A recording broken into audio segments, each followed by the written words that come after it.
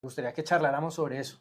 ¿Qué cambió con esta reforma? ¿Qué es eso del régimen de transición? ¿Cuáles son las posibilidades de la gente de a pie, del colombiano, del ciudadano, del empleado, del independiente, pues de planificar su futuro pensional? Entonces, si le parece bien, comencemos hablando de que, a su juicio, cuáles fueron los cambios más importantes, para bien o para mal, eso ya es otra cosa, pero más importantes que llegaron con esta reforma que se acaba de aprobar en el Congreso. Julio, sí, bien, la verdad es que cuando revisamos la reforma pensional desde la perspectiva, el impacto que va a tener en la persona, en el futuro pensionado, obviamente muchas cosas van a cambiar. Lastimosamente, Julio, esta reforma pensional se ha analizado más de una visión política, no se ha hecho, como digo yo, el doble clic a cada uno de los artículos, y cuando me refiero al doble clic es analizar qué efecto va a tener en su pensión futura. Y realmente cuando hacemos ese análisis no nos hemos percatado de que las pensiones van a sufrir una disminución notoria con respecto a las pensiones que van a construir las personas que van a quedar en el régimen de transición. Ese es el primer titular que no ha quedado tan claro. Esta reforma implica la reducción de las mesadas, no de los que están pensionados hoy, pero sí de buena parte de los que se van a pensionar de aquí en adelante. Julio, esta reforma aumenta el concepto de brecha pensional. Es una realidad. Todos los colombianos tenemos que tener claridad de que nos pensionamos no con el último salario que devengamos. Siempre hay una diferencia. Hoy podríamos decir que en Colpensiones esa diferencia, esa brecha pensional en promedio es de un 23-25%. En un fondo privado esa brecha hoy es más o menos de un 60%. O sea, si usted se pensiona si usted se ganaba 100 pesos en su último salario, en Colpensiones, en promedio, en promedio 75%. 75 pesos es su pensión. En los fondos privados, 40. Pero depende también de sí, promedio. Si usted si usted se gana el salario mínimo. Exacto. Pero estamos hablando pues como en promedio. Pero esta reforma pensional va a aumentar esa diferencia. No se van a pensionar ya el promedio, ya no va a ser el 75 con pensiones, va a disminuir. O sea, ya se va a pensionar con menos dinero. Lo mismo en el fondo privado. Entonces, esa es la primera realidad que no se ha hecho claridad y que la gente desconoce. Y que cuando tomamos la decisión en Colombia de aprobar esta reforma pensional, lo que estamos haciendo es llevando a que los futuros pensionados, las personas que les va a aplicar esta ley, van a tener que ver una disminución muy notoria en su ingreso para la vejez. ¿De qué otros efectos estamos hablando? Por ejemplo, en materia de edad de pensión, ¿cambió algo? ¿O en materia de semanas, cambió algo? Julio, es interesante tu pregunta porque se ha dicho siempre por parte del gobierno que es que esta reforma no incrementa la edad de pensión, no la va a incrementar. No vamos a incrementar supuestamente las semanas. Hasta el presidente dijo que si antes de incrementar la edad de pensión prefería renunciar. Exactamente. Pero si somos claros y entendemos la reforma, ya todos vamos a tener que cotizar 1.300 semanas. Cuando hoy en día en los fondos privados nos podemos pensionar o logramos requisitos o a las 1.150 semanas o incluso nos pensionábamos en cualquier momento cumpliendo ciertos requisitos. Entonces, la realidad es que esta reforma sí hace o tiene un efecto en el incremento del número de semanas de cotización.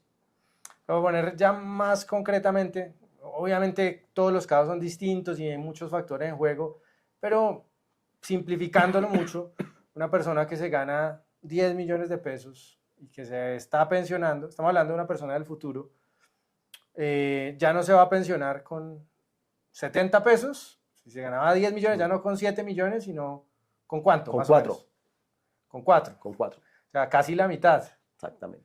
Entonces es un cambio importante para la vida financiera de las personas. Es un cambio notorio, un cambio notorio. Una persona hoy, mira, retomemos el tema. Una persona que hoy tiene un IBL de 10 millones de pesos. El IBL es el salario. El promedio. Sí, el promedio de cotizaciones de los últimos 10 años. Ingreso base de liquidación. Okay. Exactamente. Es el promedio de los últimos 10 años en este caso. Es una pensión de 7.200.000 pesos.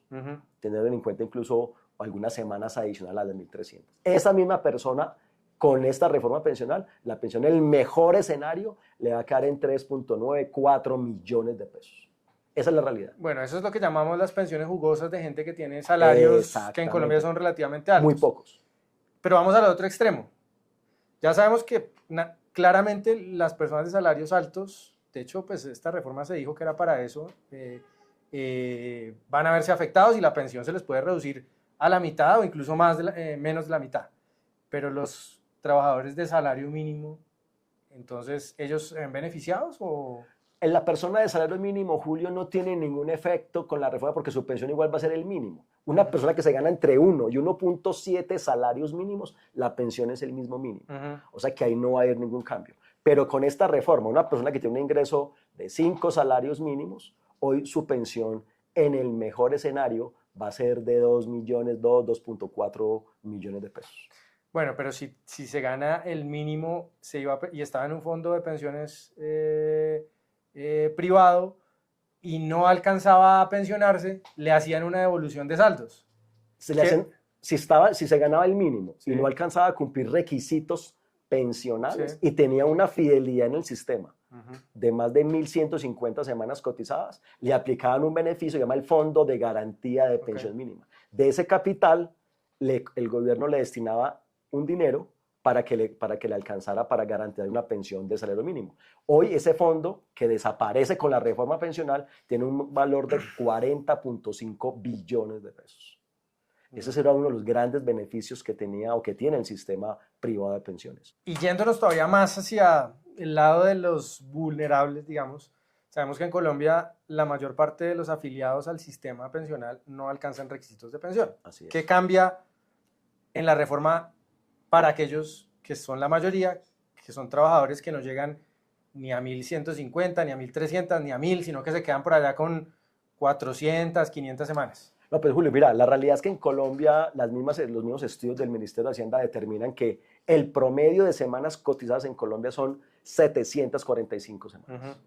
Eso es lo que cotizamos en promedio los colombianos. Si tú haces ese análisis por promedio, nos damos cuenta de que son más los colombianos que no cumplen requisitos que los que sí lo logran hacer. Pero hoy, la gran ventaja del sistema actual es que si tú no cumples requisitos, en Colpensiones estás en una indemnización sustitutiva, un único pago, que es coger tus aportes actualizados con inflación y te van a entregar unos recursos hoy, que en promedio en Colpensiones son de 7 millones de pesos. Pero en un fondo privado, en promedio te entregan unos 35, 40 millones de pesos en un único pago. Con la reforma pensional, esos dineros los van a convertir en unas rentas vitalicias. Es decir, que van a coger esos 35, 40 millones de pesos, o aquí los 7 o 10 millones de pesos, y te los van a entregar en mensualidades de 70, 80 mil pesos mensuales.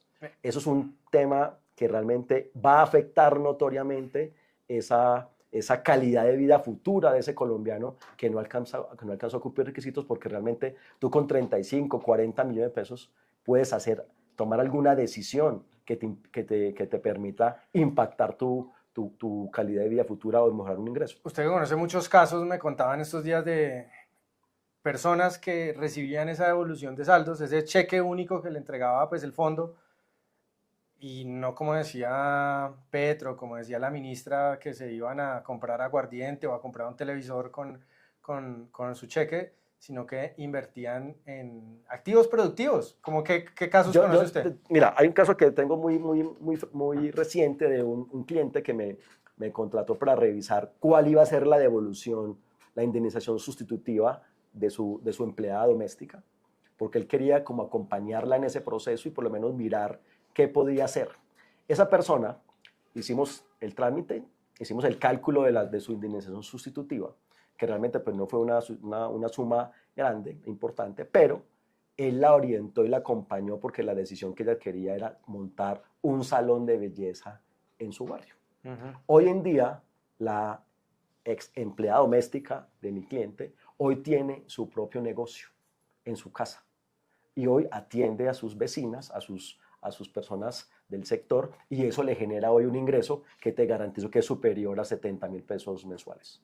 No, son miles de colombianos que han usado de manera sabia ese cheque de 20, 30, 15, 40 millones para garantizar, digamos, un ingreso que le permita sobrevivir. Pero ¿qué va a hacer la gente, Cristian, con 70, 80 mil pesos mensuales? No, eso realmente, créame que ese es uno de los efectos más negativos que yo le veo a la reforma pensional. O sea, no están obligando a disponer de nuestros recursos en un periodo de tiempo determinado por la ley Ujú. y no nos privan de la posibilidad de nosotros poder acceder a nuestros recursos que hemos construido, que hemos creado durante nuestra etapa productiva y utilizarlo en lo que a nosotros bien nos parezca. Y hay una confusión ahí. Fíjese que mucha gente cree que si usted recibe o si el cálculo de esa renta vitalicia o esa mensualidad es inferior a los 200, a los famosos 230.000 pesos, se lo van a completar para llegar a los 230.000 pesos. Tampoco, ¿no? Si usted no está en pobreza o en pobreza extrema, puede quedarse fácilmente con una mesada de 70.000 pesos, que otra vez, esos cálculos que los hizo el propio Colpensiones, que arrancaban en 70.000 pesos en adelante, son promedios. Entonces podemos ver incluso rentas vitalicias inferiores a 70.000 pesos. Yo hice un cálculo y en algún momento me dio hasta una renta vitalicia como de 42.000 pesos.